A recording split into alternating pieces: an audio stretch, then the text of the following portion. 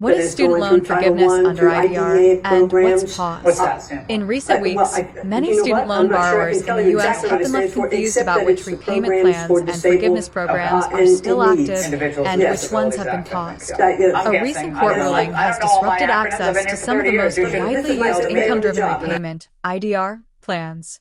Here's what you need to know. What is IBR, income-based repayment? Income-based repayment, or IBR, is one of the federal government's income-driven repayment plans.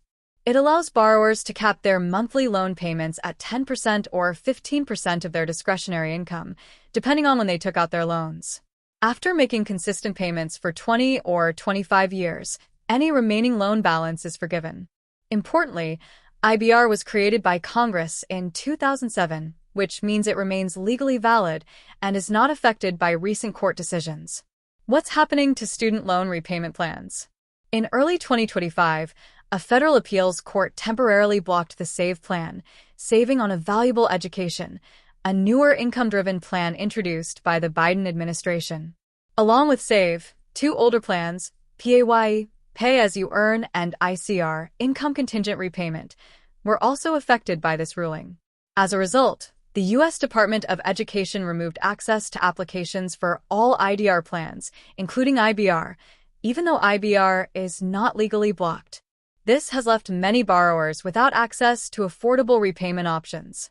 Currently, borrowers who are not already enrolled in an IDR plan may only be able to choose from standard repayment options like the 10-year, graduated, or extended plans. These alternatives often result in higher monthly payments, making them difficult for many to afford. What can borrowers do now?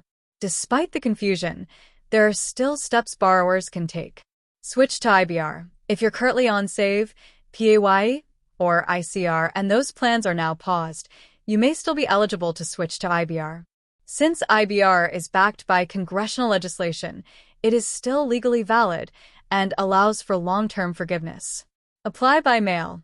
While online applications for IDR plans are currently unavailable, paper applications are still being accepted. However, processing may take longer due to the backlog caused by the pause. Stay updated.